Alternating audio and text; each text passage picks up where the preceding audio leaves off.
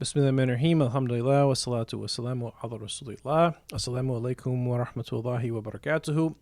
As-Suffah Academy parents, I hope you are all doing well. Thank you for all that you do. I'm making this video the Monday after parent-teacher conferences. And parent-teacher conferences is very nice. I know it was stressful for some people, and there was some waiting, all this type of stuff, but it was really nice to have everyone in the building like that, so many people. And while I was there, I was just reflecting on how I think already this year, we are 2 months into the school year. We've had 3 different parent seminars. We've had open house. We've had a round of conferences now. So we've had at least 5 incidents, 5 events by my count, where we had the staff together, the parents together, and the students together, all in the building coming together for the purpose of enriching and enhancing our ability to reach our young people and raise them according to the best of ways. And not every school does that. I've been in schools where conferences were fairly lackluster and that type of thing. And it's just a good thing for the students to experience that, for the students to have. And we've also had very many parents with us during the school day and coming into classrooms and being present during the school day. Thank you to all the parents who've done that. All that is just really good for many different reasons, but just in a general way, just for the kids to feel the togetherness of the parents and the school staff, just for them to feel that everyone's working together for their best interests. All that provides a safe feeling to young people and a feeling of being cared about, which is helpful in all sorts of ways. So anyway, in this video, I know a lot of teachers went over test results with parents, so this might be a little redundant to some things that you learned during conferences, but I also want to make sure everyone knows how to read the results from the testing that the students did in September and know some more detail about it and some considerations for it. So at As-Suffah Academy, we test the students we'll test them 3 times during the year, the spring, winter, or the fall, winter, and spring. And the fall is what you call a baseline test, especially with us having so many new students, to get an idea of where students are at. And with the MAP test, the NWEA is the organization that does the MAP test. The test is called the MAP test, which stands for Mapping Academic Progress.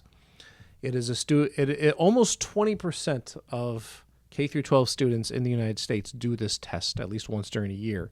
It's not the standardized test that is mandated by the state of Minnesota. That's the Minnesota Comprehensive Assessment, or any other state. But this is a test that schools commonly use to get a measure of where kids are going to fall on standardized tests and just what their academic needs are and what they can do independently, particularly in math and reading.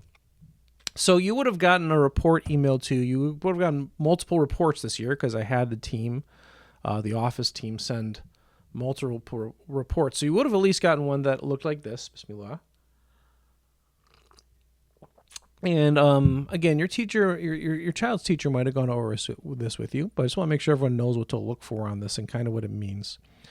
So this up here, this is a blank one, but this is a sample one. But here it's a student name. It'll have your student's name up there, grade that he or she is in, and then this big number is their overall score on the MAP test. Now, so you understand the MAP test. The MAP test is different than MCA scoring, because if you've had your kids go to another school and you saw MCA test results or what they're going to show you there, the first number in an MCA scored is always the grade that the child is in. So if they took the MCAs in 3rd grade, their score would be something in the 300s, and then they have a 0 to 100 score after that, depending on how well they did.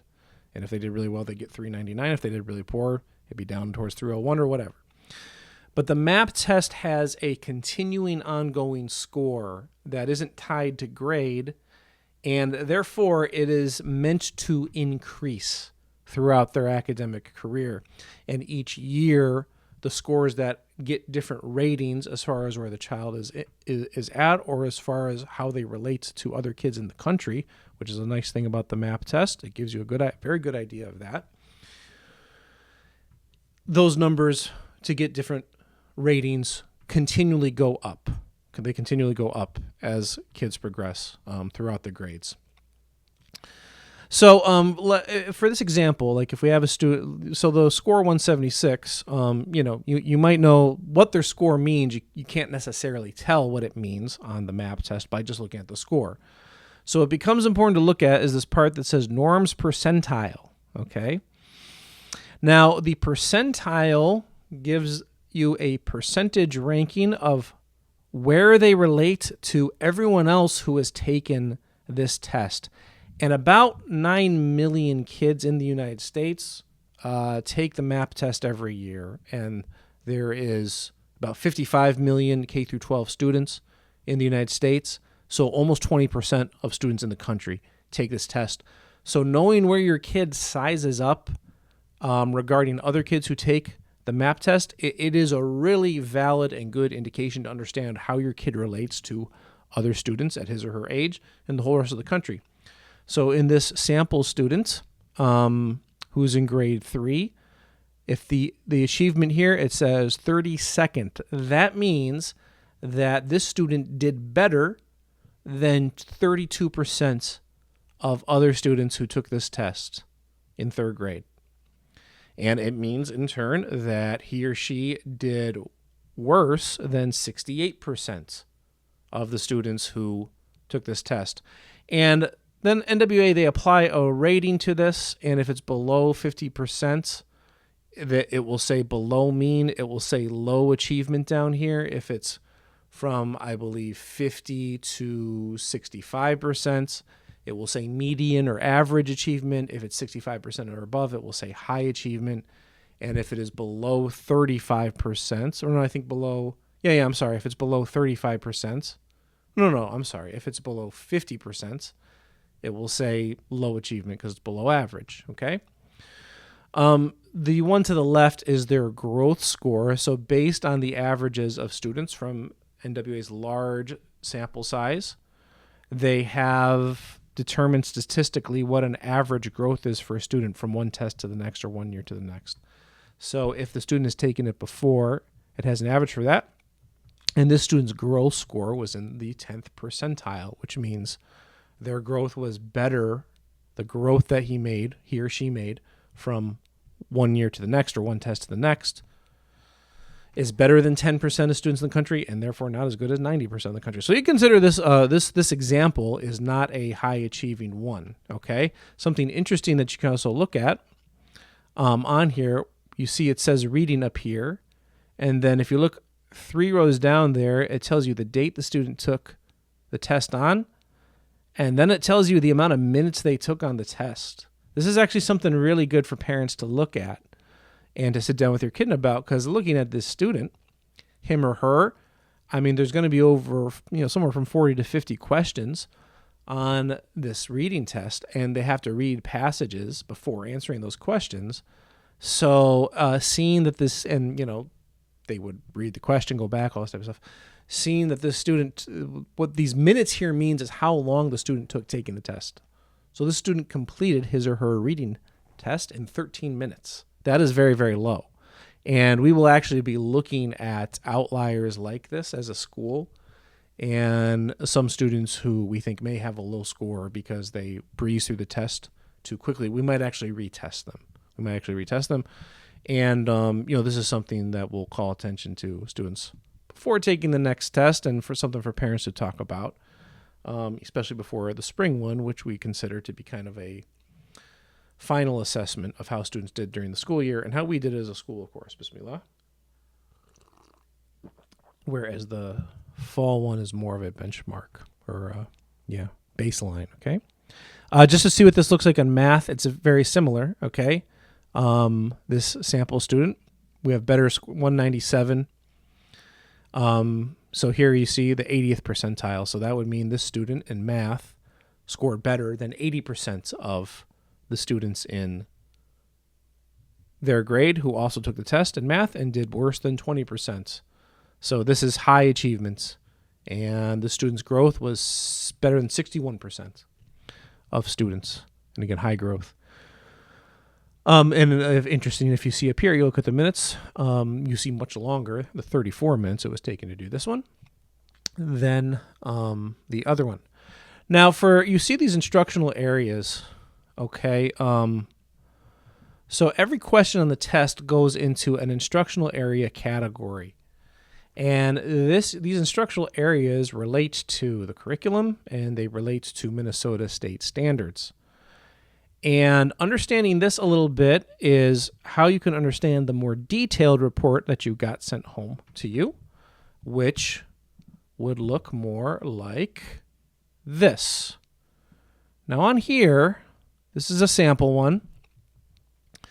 And you see it has the score in there, but what this longer report tells you, this report actually tells you every question that the test asks is linked to a skill or something the student is supposed to know how to do, and it is assessing whether or not that student knows how to do that.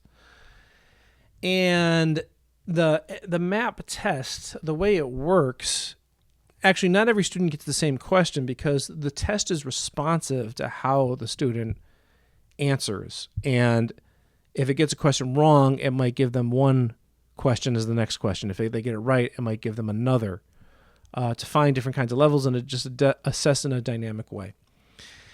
And where so it's called the MAP test, the mapping academic progress. Where that mapping really comes into play is in a more detailed report that we have access to on the back end and that I've asked the office team to provide to every parent this year, is a more detailed roadmap that shows what the student actually needs to develop based on what they got wrong on the test. Now, when you look at this, you'll see things listed out like this that have one of those instructional areas listed. For this one, it's numbers and operation. Just like you saw on here, these 4 instructional areas: numbers and operation, algebra, data analysis, geometry, and measurement. You will see one of those listed. You'll see a subtopic. For here, it's calculate with rational numbers. And then you will see an actual Minnesota state standard with its code number and what the skill actually is, and detailed what the student needs to develop based on their answers coming back. Now, to understand how the Minnesota standards are coded, okay, pay close attention here. You see there is this 4-digit number, 3.1.2.2. The way the Minnesota state standards are coded, every Minnesota standard in any subject area, and of course a standard is what in the state of Minnesota a student's supposed to be able to do by the end of a grade level.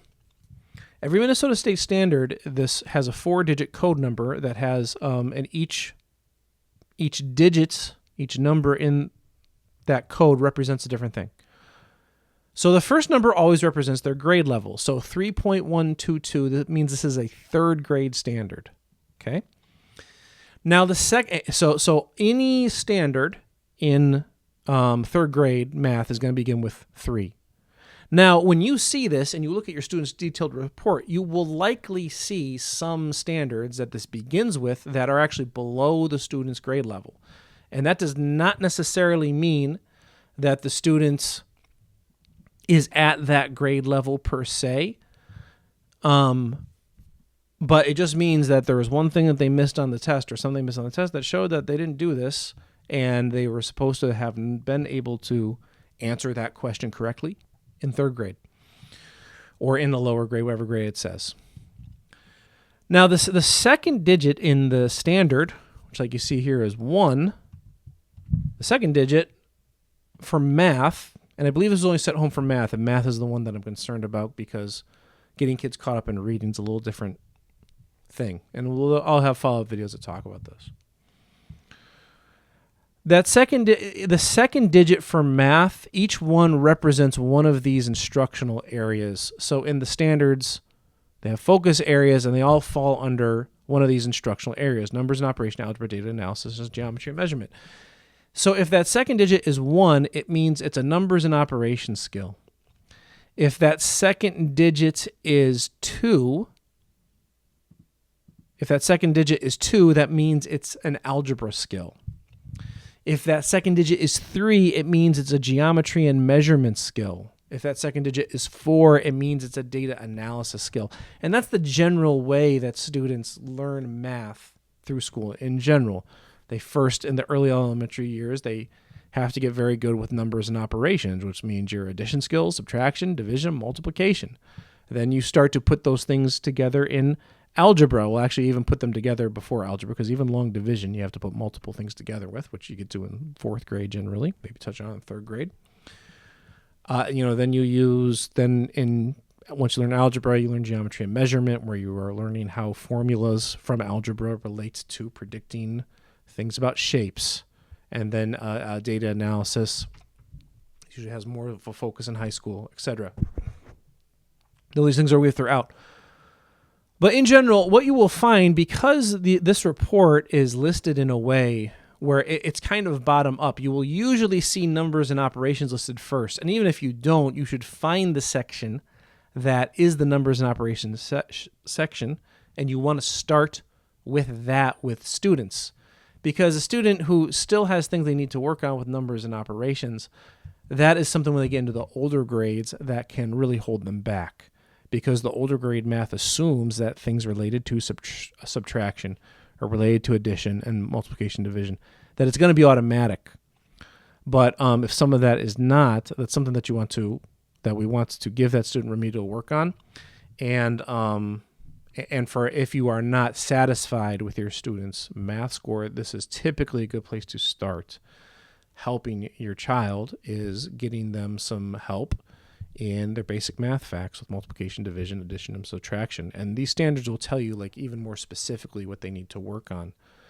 And I'll do another video where we talk more about helping with math, helping with reading, what we're doing as a school, what parents can do, what other things can be reached out to offer.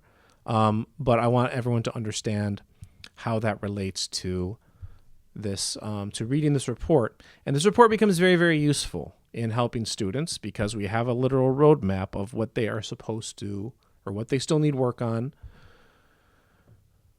based on their test. Also, too, if you were to hire a tutor or someone, or have an older sibling or cousin or someone help your child as a tutor, you can give that to that person, and it gives them a specific roadmap of from A to Z of the skills that they need to work on, and they can start at the beginning.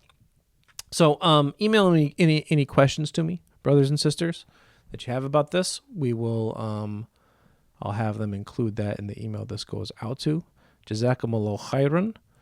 Barakallahu fikum. And I wish all of you and all your families and children the most success, inshallah.